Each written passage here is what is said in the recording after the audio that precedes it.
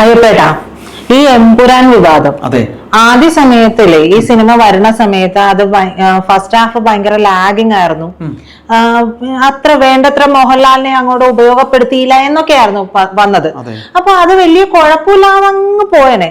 പക്ഷെ ഇതിന്റെ കടക്കൽ കത്തിവെച്ചത് അത് ബിനീഷ് കോടിയേരിയാണെന്ന് ഞാൻ പറയും. കാരണം ആദ്യം കടക്കൽ കത്തിവെച്ചത് ബിനീഷ് കോടിയേരി, പിന്നാലെ സ്വന്തം ഭാര്യ പൃഥ്വിക്കിട്ട് കെട്ടി.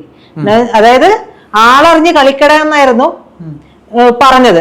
ഇപ്പൊ ആളറിഞ്ഞ് കളിച്ചു വന്നു കഴിഞ്ഞപ്പോ മൊത്തത്തിൽ ഫിലിമില് വെട്ട് മാത്രമേ ഉള്ളൂ.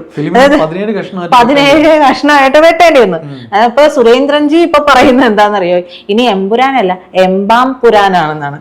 അതിനെ ഏതാണ്ട് എംബാം ചെയ്ത് വെച്ചിട്ടുണ്ട്. അപ്പൊ ഞാൻ പറഞ്ഞു വന്നത് ബിനീഷ് കോടിയേരിയുടെ ഒരു കാര്യമാണ്.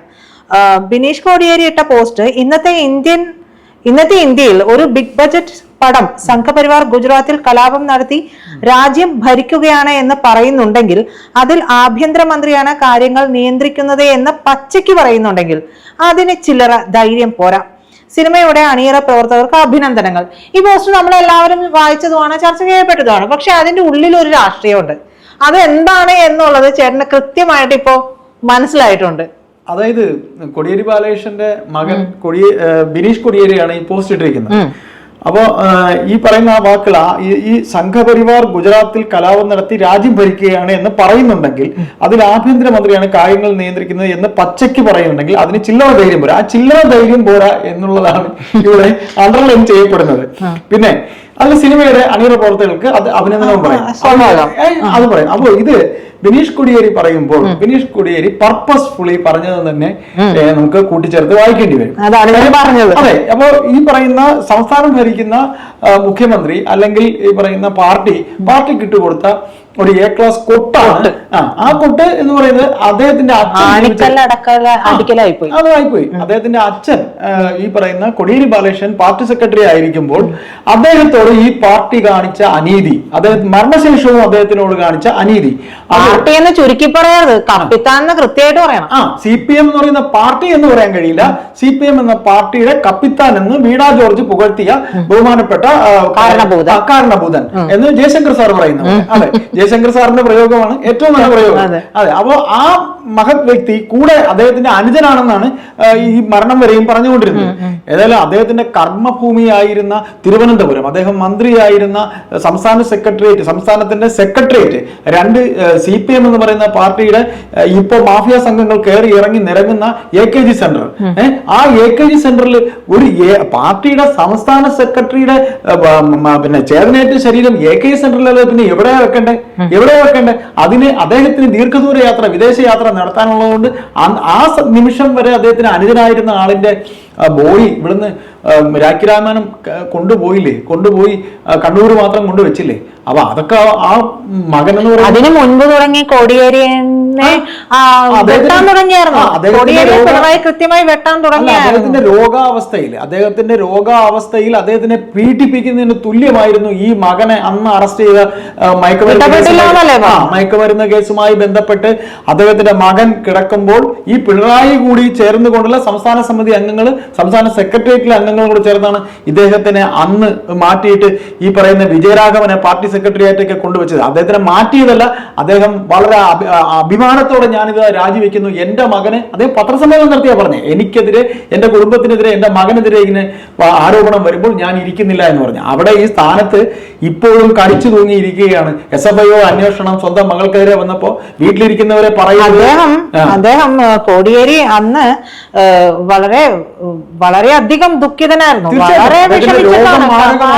അതെ, അതിന്റെ പുറകെ ആ രോഗത്തിന്റെ കൂടെയാണ് ഇത്രയും വലിയൊരു തിരിച്ചടി, മാനസിക പീഡനം പാർട്ടി കൊടുത്തത്.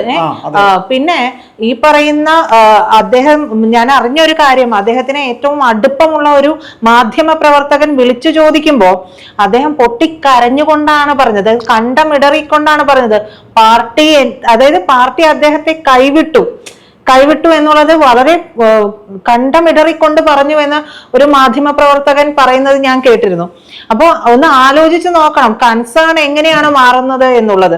അദ്ദേഹം എന്നിട്ടും പറഞ്ഞു, ഈ കേസിൽ പാർട്ടിയെ പാർട്ടിയെ ഉപയോഗിച്ച് ഈ കേസിൽ നിന്ന് മകനെ രക്ഷിക്കില്ല എന്നുള്ള പാർട്ടി ഉപയോഗിക്കില്ല, ഞാൻ അതിൽ ഇടപെടില്ല എന്ന് അദ്ദേഹം പറഞ്ഞു. അതായത് എന്നിട്ട് ഈ പറയുന്ന മുഖ്യമന്ത്രി പിണറായി വിജയൻ സ്വന്തം മകൾക്ക് നേരെ വന്നപ്പോൾ പൊട്ടിത്തെറിച്ചത് നമ്മൾ കണ്ടതാണ്. സഭയിൽ പൊട്ടിത്തെറിച്ചത് മാത്രമല്ല, നമ്മളിപ്പോ കണ്ടുകൊണ്ടിരിക്കുന്നത് മകളെ രക്ഷിക്കാൻ വേണ്ടി വേണമെങ്കിൽ നമ്മളിപ്പോ അല്പം മുമ്പ് ചെയ്തൊരു വീഡിയോയില് ഞാൻ ചെയ്തിട്ടുണ്ട്. അതായത് അദ്ദേഹം പാർട്ടിയുടെ ജനറൽ സെക്രട്ടറി ആകാൻ സാധ്യതയുണ്ടെന്ന് പറയുന്നത്, CPM എന്ന് പറയുന്ന പാർട്ടിയുടെ അഖിലേന്ത്യാ ജനറൽ സെക്രട്ടറി ആകാൻ സാധ്യതയുണ്ട് എന്ന് പറയുന്നത്. അപ്പൊ ഡൽഹിയിൽ ഇരുന്ന് ഇപ്പൊ മുഖ്യമന്ത്രി പദത്തിലാവുമ്പോൾ എപ്പോഴും ഡൽഹിയിൽ വരാൻ ബുദ്ധിമുട്ടായിരിക്കും. അപ്പൊ ഡൽഹിയിൽ ജനറൽ സെക്രട്ടറി പദത്തിൽ ഇരിക്കുമ്പോൾ SFIO അന്വേഷണം, ഡൽഹി ഹൈക്കോടതിയിൽ നടക്കുന്ന കാര്യങ്ങളൊക്കെ അദ്ദേഹത്തിന് പെട്ടെന്ന് അറിയാൻ പറ്റും, സ്വന്തം മകളെ രക്ഷിക്കാൻ പറ്റും. അപ്പോൾ സ്വന്തം കാര്യം വരുമ്പോൾ അതിന് വളരെ വേദനയുണ്ട്. എന്നാൽ കോടിയേരിയുടെ വിഷയം ഇപ്പോൾ നാം ഇവിടെ പറഞ്ഞപ്പോൾ കോടിയേരിക്ക് എന്ത് പിന്തുണയാണ് കൊടുത്തതെന്നുള്ളത് ഈ നമ്മുടെ കേരളത്തിലുള്ളവർക്ക് ഒക്കെ തന്നെ കൃത്യമായിട്ട് ആ കാര്യം നമുക്ക് അറിയാൻ പറ്റുന്നുണ്ട്. അതായത് പാർട്ടി സെക്രട്ടറി സ്ഥാനത്ത് നിന്ന് നിർബന്ധപൂർവ്വം അദ്ദേഹത്തിനെ പിടിച്ചു മാറ്റുന്നതിന് തുല്യമാണ് അദ്ദേഹത്തെ മാറ്റിയത്. അന്ന് ഇപ്പോൾ പ്രജിത അല്പം മുമ്പ് പറഞ്ഞതുപോലെ ഈ പാർട്ടി എന്ന് പറയുന്നത് പാർട്ടിയുടെ ആയകാലത്ത് അത് ഈ പറയുന്ന പിണറായി വിജയനും സംഭവിക്കില്ല എന്ന് എനിക്കോ നിങ്ങൾക്കോ പറയാൻ കഴിയില്ല. കാര്യം അതാണ് CPM എന്ന് പറയുന്ന പാർട്ടി. CPM എന്ന് പറയുന്ന പാർട്ടിക്ക് ഒരു നന്ദി എന്ന് പറയുന്നത് ഉണ്ടാകില്ല. അത് പിണറായിക്കും കരുതിയിരിക്കേണ്ടി വരും. കാലം അദ്ദേഹത്തിന് കൊടുക്കുന്ന കാവ്യനീതി ആയിരിക്കും അത് എന്ന് നമുക്ക് ഈ സംഭാഷണത്തിൽ കൂടെ കൂട്ടിച്ചേർത്ത് പറയേണ്ടി വരും. അയപ്പേട്ടാ, അതിൽ പറയേണ്ടി വരുന്ന മറ്റൊരു കാര്യം, ആ സമയത്ത് വിനോദിനി അദ്ദേഹത്തിന്റെ ഭാര്യ വളരെ വളരെ വ്യഥയോടുകൂടിയാണ് പ്രതികരിച്ചതൊക്കെ.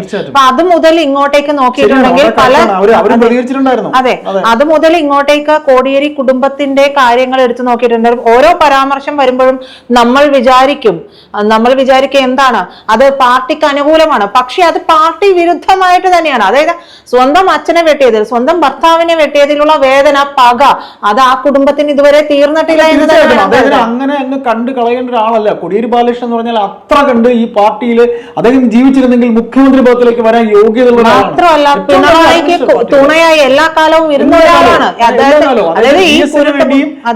ഇദ്ദേഹത്തിന്റെ ഇടയിൽ ഇരുന്നുകൊണ്ട് ഒരു പാലമായിട്ട് അതെ, അതായത് അവിടെ കേൾക്കണം, അവിടെ പറഞ്ഞ് ഇവിടെ ഇദ്ദേഹത്തിനെ പറഞ്ഞു ധരിപ്പിച്ച്, അതായത് അങ്ങോട്ടും ഇങ്ങോട്ടും പറഞ്ഞ് അടുപ്പിക്കുകയല്ല ചെയ്തത്. കോടിയേരി അത് എങ്ങനെയാണ് കൊണ്ടുപോയി എന്നുള്ള അദ്ദേഹത്തിന്റെ ആ ഒരു മെയ്വഴക്കത്തെ കുറിച്ച് എത്ര പറഞ്ഞാലും നമുക്ക് മതിയാവില്ല. അങ്ങനെയുള്ള ഒരു ക്യാരക്ടറായിരുന്നു. പറഞ്ഞു. അതുകൊണ്ട് തന്നെയാണ് ഈ പറയുന്ന പരാമർശം കൂടി നമ്മൾ ഇതിനോട് എന്താ പറയാ ചേർത്ത് വായിക്കേണ്ടി വരുന്നത്. അതായത് കോടിയേരിയുടെ മകൻ ഇത് പറഞ്ഞോളൂ. അല്ല, കോടിയേരിയുടെ മകൻ ഇത് പറഞ്ഞതിലെ രാഷ്ട്രീയമാണ് നമ്മൾ പറഞ്ഞത്.